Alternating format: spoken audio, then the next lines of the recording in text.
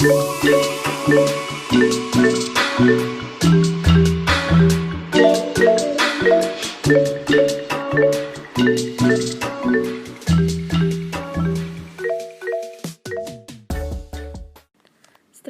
menurut Fred R. David adalah langkah-langkah besar yang harus dilakukan untuk mencapai sasaran jangka panjang di masa depan.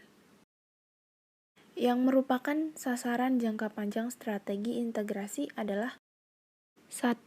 Pertumbuhan penjualan, 2. Pertumbuhan aset, 3. Keuntungan, 4.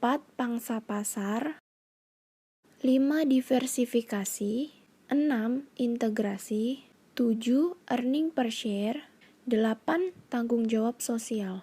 Seluruh sasaran jangka panjang dibutuhkan baik di tingkat korporat, divisi atau unit bisnis, maupun pada tingkat fungsional. Strategi integrasi dibagi menjadi 3. 1.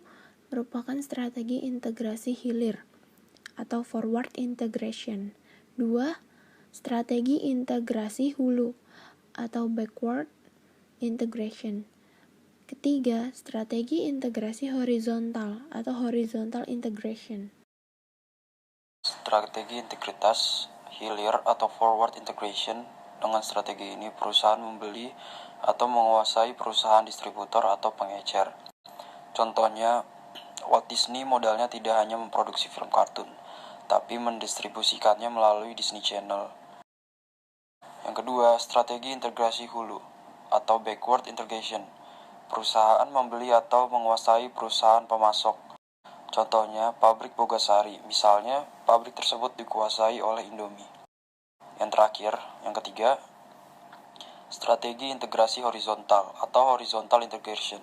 Strategi ini dilakukan untuk menguasai dan meningkatkan kendali terhadap pesaing, antara lain dengan membeli atau mengakuisisi perusahaan pesaing. Penguasaannya bisa pemilikan penuh atau sebagian. Contohnya, maskapai KLM yang membeli sebagai kendali dari Northwest Airlines guna membuka aksesnya ke Amerika Serikat dan Asia.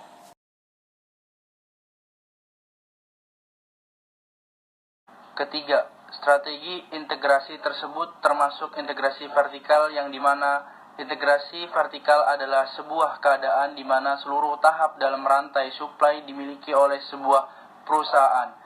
Integrasi ini berbeda dengan integrasi horizontal, di mana sebuah perusahaan akan mengintegrasikan produksi beberapa produk yang masih dalam satu tahap dalam rantai supply.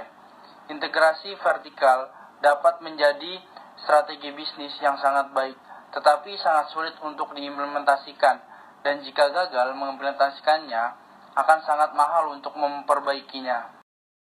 Contoh dari kegiatan integrasi vertikal. Yang pertama, pengencer, seperti Target yang memiliki merek toko sendiri.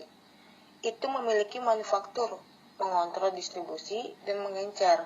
Karena memotong perantara, ia dapat menawarkan produk-produk merek dengan harga yang jauh lebih rendah. Yang kedua, sebuah perusahaan tenaga surya yang menghasilkan produk fotovoltaik dan juga memproduksi sel yang digunakan untuk membuat produk-produk tersebut adalah contoh lain dari bisnis yang terintegrasi secara vertikal. Dalam hal ini, perusahaan